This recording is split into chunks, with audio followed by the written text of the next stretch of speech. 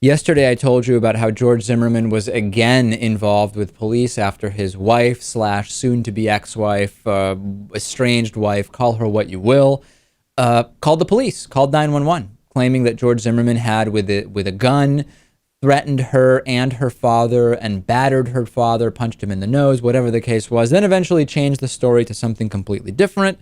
Now there is actually some video that has been released, and also George Zimmerman's attorney, Mark O'Mara, has quit.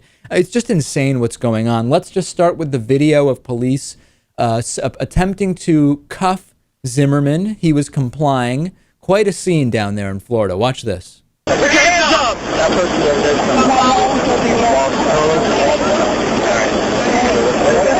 All right. Down your knees! Cross your feet!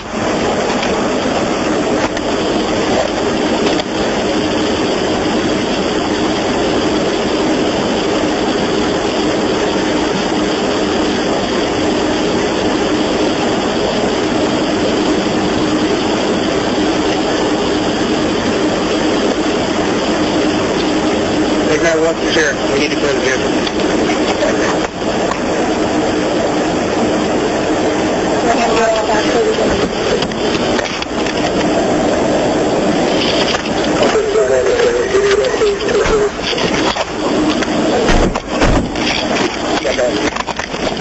Then George Zimmerman's attorney, Mark O'Mara, also said he will no longer represent George Zimmerman, even as police are saying that Zimmerman or his wife could face charges after that domestic dispute on Monday. Zimmerman's attorney, Mark O'Mara, made the announcement the day after Shelley Zimmerman called police and says he's just not going to represent George Zimmerman anymore as far as this goes, but he is still going to be representing George Zimmerman, I believe, with regard to his lawsuit of NBC, although I know that there was another attorney involved in that.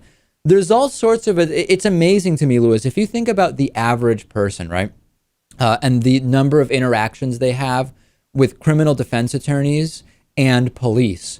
George Zimmerman is just regularly in touch with both police and defense attorneys, way more than the average person.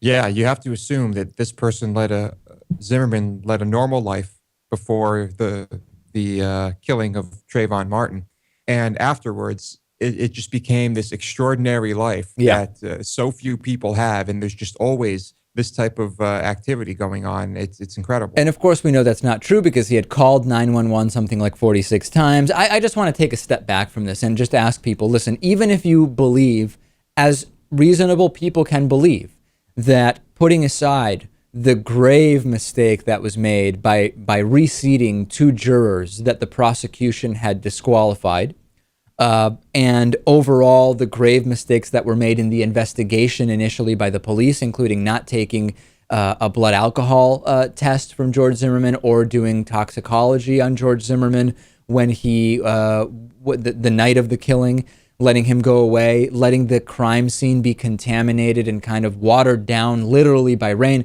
Let's put aside all of that stuff and you say, listen, because of all that, the case just wasn't good and the correct verdict was not guilty. Can you honestly say that this is not an individual that poses a threat both to himself and others by just walking around? He's got his gun, he's got his whatever. I don't even know how to kind of qualify his attitude, but this attitude that I think now anybody who's been following the entire story is intimately familiar with, at least to some extent. This is just nonsense. How can anyone honestly say this individual doesn't present a danger to others?